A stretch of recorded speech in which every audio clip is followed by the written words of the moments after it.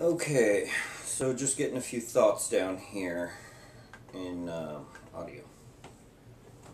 The inherent problem you come to with any kind of communist ideal is, in the short term, it does seem very much like a pipe dream.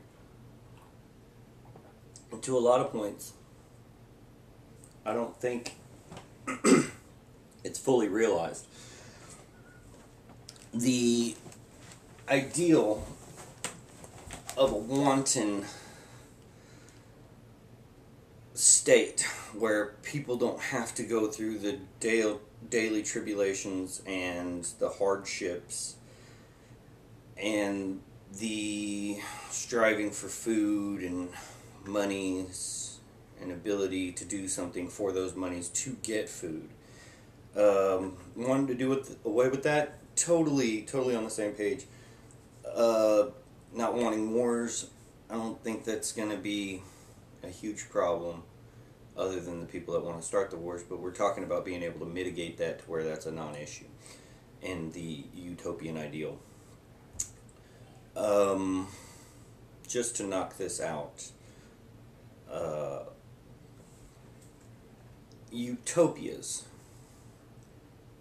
can, in a close approximation, be found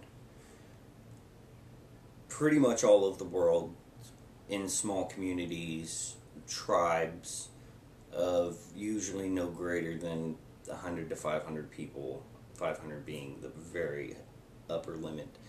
But you can imagine going back to somewhere 1000 CE in the Americas, anywhere along the coast, and you're going to find a group of indigenous peoples that they have their chieftains and elders and people that make decisions because they're more well versed, and you're going to have the hunters that go out and gain food, and the women who will have children and take care of them and gather goods and make stores, and other men who will build things. And so you have these communities where everybody puts forward to the whole and everybody takes from the whole in apportionment to their needs, and give to the whole in apportionment to their ability, which is the base idea of communist states. And communism works very well and gets very close to this utopian ideal in small groups. And the reason communism, among many other different systems for governments and systems for people interactions, doesn't work on the larger scale whenever you try to extrapolate the ideal living society to a large society, is you lose the close interactions.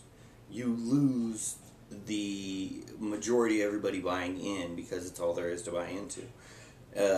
When I, as say laborer, have the one-to-one connection of I make something for Betty and I go give it to her, she has an appreciation for me. She has appreciation for my input into her daily survival. When I, as a laborer in a larger society, go and build something, I get monies for it. Okay? And that small disconnection of the monies, where me spending my money as a virtue of my work isn't social capital with another person. There's an inherent breakdown, because I'm not appreciating what somebody else is, what somebody else does, what somebody else did for me. I'm appreciating my ability to buy that. And that's where the key breakdown goes to whenever you go from small agrarian to large industrial type applications of communism. And that's why there's such a fundamental breakdown, is because of the lack of the social interaction, among many other confounding factors. But that is where the key lies. It's why people don't care if they take too much out of the system. They don't know who they're taking it from, and even if they did, it wouldn't be as important because they don't have that social knitting with those people. And the same goes for people who would just lurch off the system and take all they can, leech off the system. They could lurch too. The thing of it is their social interaction is, I have to help build this tent because John won't have a place to sleep till I do. It's not something I can put off when I see John every day, and me building tents is what the hell I do. I can't just sit back and live off the community without them all having something to say about it, and me paying at a social level also. Yeah, there's still social stigmatism in any society for people who lurch off of it, but it's not the same whenever you put in monies versus social capital.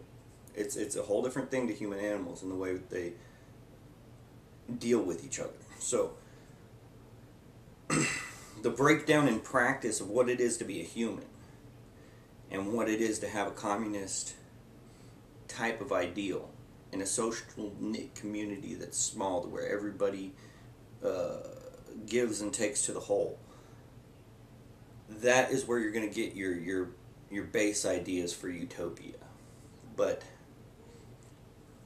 that's what I was originally refuting, and I don't think that possible on a large scale. I just want to make that clear.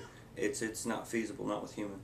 But I would like to put forward a case to a future you could look forward, build to, and champion, if you like, of a utopia we could one day grasp. I just want to put it into perspective how far out that is, because what you want and what you're asking for are very, very much different things.